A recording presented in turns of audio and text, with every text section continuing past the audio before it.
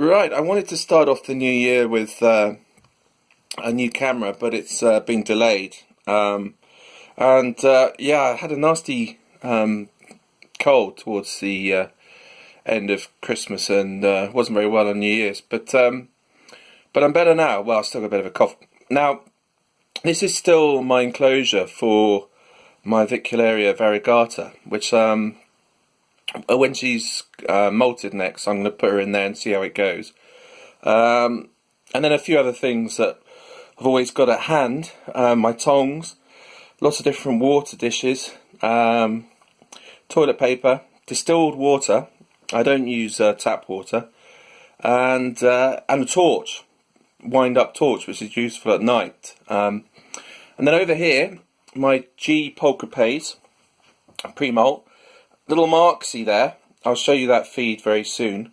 I might hold off on the feeding video till hopefully Monday. I've only got a few teas to show you anyway. Most are in pre-molt. Down there, there's a Lugardi, pre-molt as well. We'll go up to the top first. Now my Vicularia variegata, the small one, tempted to rehouse, but because it's tiny. Show you. Look, there you go. There's the sister, and there's she's tiny, the little one. I'll show you her feed as well in the next few days because she has molted, but definitely still worried about her. Want to sell her. Well, I don't see the point of having two females when I can sell one and someone else can enjoy another. Well, they're quite rare variegatas. Well, they're not. Well, I wouldn't quite say rare, but they're quite tricky to raise as well. And that's my Carabiner versicolor that's just molted. Hasn't eaten for 8 days, so I'm a bit worried about it. Still small, and I'm not sure about the sex. My P. Erminia there, you can't really see much at the moment because it's the problem with these plastic containers. You can't see much. I'm going to feed my Poecilotheria tigriana wesselli on Monday, so hopefully that'll feed. P. Erminia will feed, so you'll see that.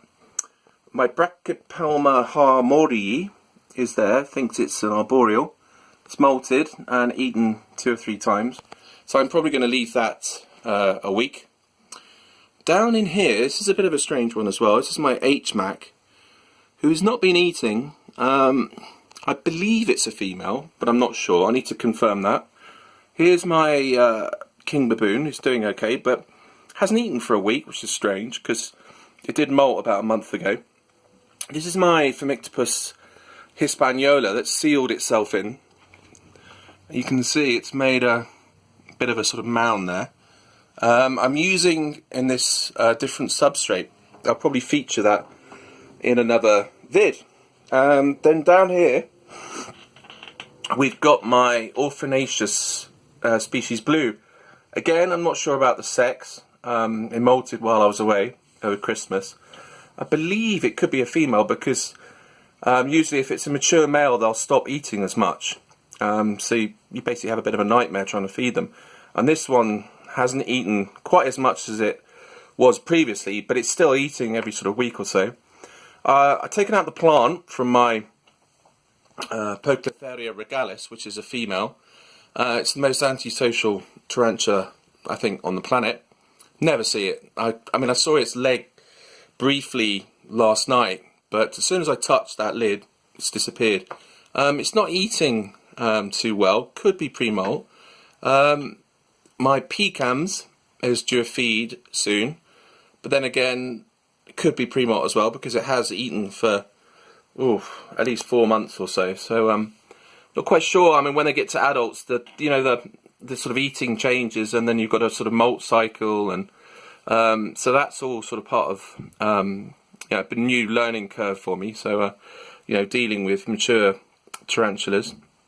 And down here, these are all in pre-molt. These are Phomictopus, Cancerides, what's the other one? Atrichomatus, and also Auratum.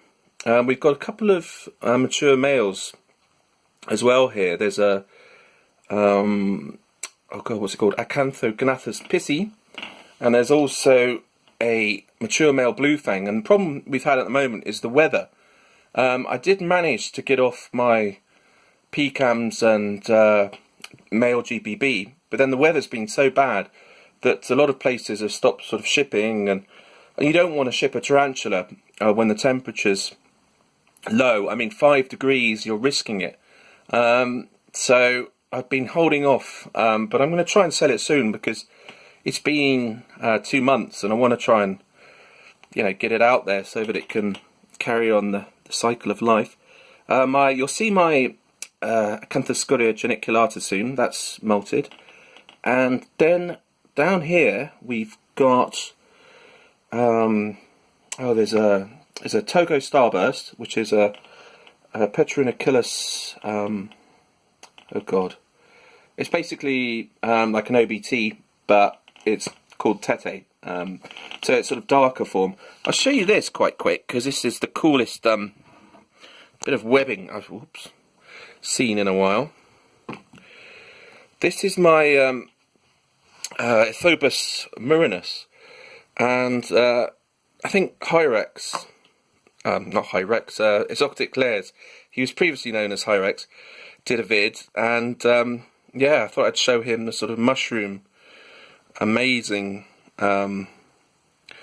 funnel web it's done. And there's another little hatch here. I think it's currently closed off, but it hasn't been eating, and I keep it sort of a bit moister than most actually, but not overly so. The problem I've had a fair bit is mould, so and the mould sort of tends to form down here. So no, but I've changed substrate, so hopefully that will improve.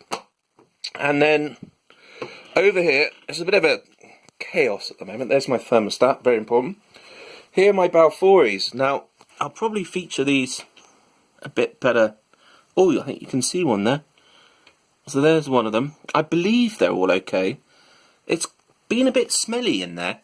I'm not quite sure. I've had a ferret around and couldn't find anything. So, keeping my eye on these. But I saw one particularly large specimen out the other night, and that must be pre-molt, because I've never seen a tarantula's abdomen so big, so I don't know what they're packing away in there. But now that's a mature male Lampropelma nigerrimum. Oh no, sorry, Lampropelma arboric. Well, it's an Borneo black, but it's the arborica or arboric. Can't speak.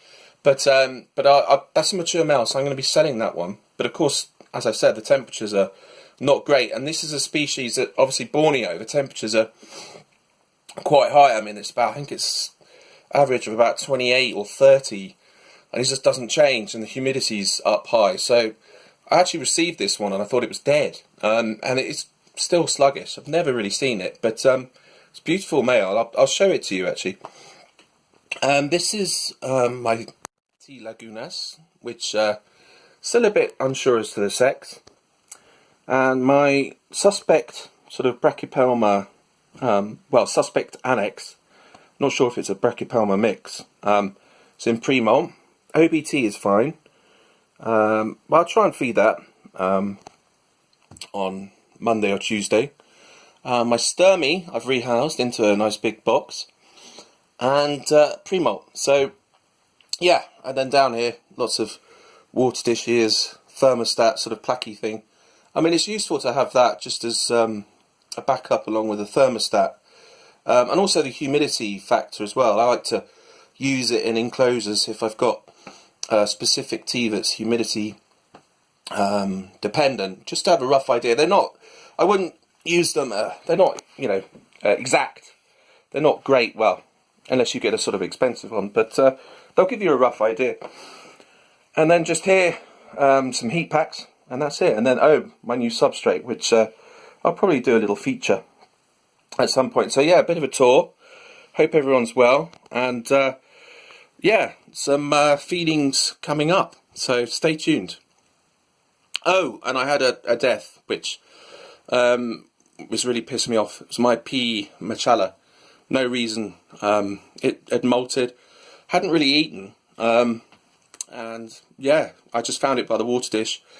was sort of doing kind of weird movements, as though it was dehydrated.